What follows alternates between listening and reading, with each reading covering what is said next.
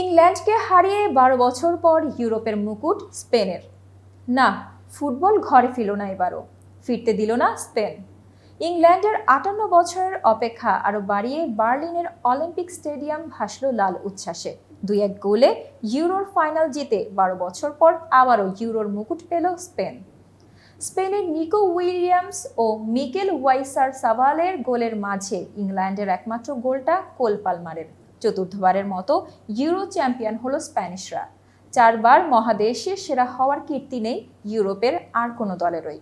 ম্যাচের প্রথমার্ধ এতই মেরমেরে কেটেছে যে মনে হচ্ছিল এই ম্যাচ বুঝি দুই দলই ট্রাইব্রেকার নিয়ে খেলছে। স্পেনের বলের দখলে ৭০ ভাগ, কিন্তু গোলের দিকে শট মাত্র একটা। ইংল্যান্ডের বলের দখল ৩০ ভাগ, তাদের শটও একটা। কোনোটাই ইংলিশ গোলকিপার জর্ডান পিকফোর্ড বা স্পেনের উনারাই সিমনকে কোনো পরীক্ষায় ফেলতে পারেননি। যাকে নিয়ে ম্যাচের আগে এত কথা, স্পেনের সেই বিস্ময় বালক লামিয়ে ইয়ামাল বিস্ময়করভাবে অদৃশ্য ম্যাচের প্রথমার্ধে। ইউরো ট্রফি নিয়ে স্পেনের উদযাপন উয়েফা। বার্লিনের অলিম্পিক স্টেডিয়ামে অবশ্য আজ বলা যায় ইংলিশ সমর্থকদের দখলে ছিল সংখ্যায় যত না, আওয়াজে তার চেয়ে বেশি ছিল অনেক। স্প্যানিশ ডিফেন্ডার মার্ক কুকুরেয়ার পায়ের শুরুতে একবার বল যাওয়া মাত্র গ্যালারির ইংলিশ সমর্থকেরা দুয়োর ধ্বনি তুললেন। কেন কে জানে। জার্মানির বিপক্ষে কোয়ার্টার ফাইনালে তার সেই তথাকথিত হ্যান্ডবলের কারণেই হয়তো। গ্যালারির সেই আওয়াজের সঙ্গে অবশ্য ইংল্যান্ডের শুরুটায় খুব একটা মিল ছিল না। বেশ ডিমে তালে শুরু করেছিল গ্যারেথ সাউথগেটের দল, বল পায়নি খুব একটা। শুরুর মিনিট ১০ যে স্পেনের দখলে ছিল সেটা, তবে ওরাও কোনো পরীক্ষায় ফেলতে পারেনি ইংলিশ গোলরক্ষক জর্ডান পিকফোর্ডকে। ইংল্যান্ডের খেলায় কিছুটা গতি আসে মিনিট ১০ পরে। প্রতি আক্রমণে যেতে শুরু করে থ্রি লায়নরা।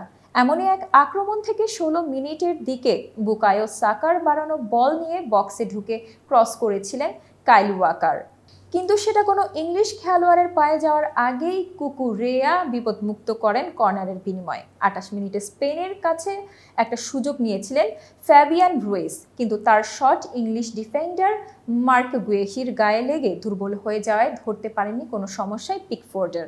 প্রথমার্ধে যোগ হওয়ার সময়ে ডিক্লেন রাইসের ফ্রি কিক থেকে আসা বল বিপদমুক্ত করতে যান স্প্যানিশ ডিফেন্ডার লেনর্মা। বল যায় বাঁ পাশের ফাঁকায় থাকা ইংলিশ মিডফিল্ডার ফিল ফোডেনের পায়ে, তবে তার আড়াআড়ি শট রুখে দিয়ে স্কোর ০-০ রাখেন স্প্যানিশ গোলরক্ষক উনাই সিমন।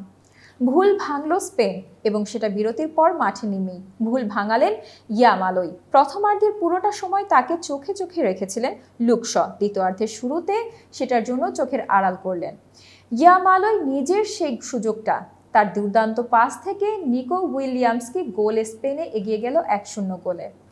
এতক্ষণ বার্তা বৈঠকের সাথে থাকার জন্য ধন্যবাদ। নতুন নতুন তথ্য ও সংবাদ পেতে বার্তা বৈঠকের ইউটিউব চ্যানেল ও ফেসবুক পেজের সাথেই থাকুন।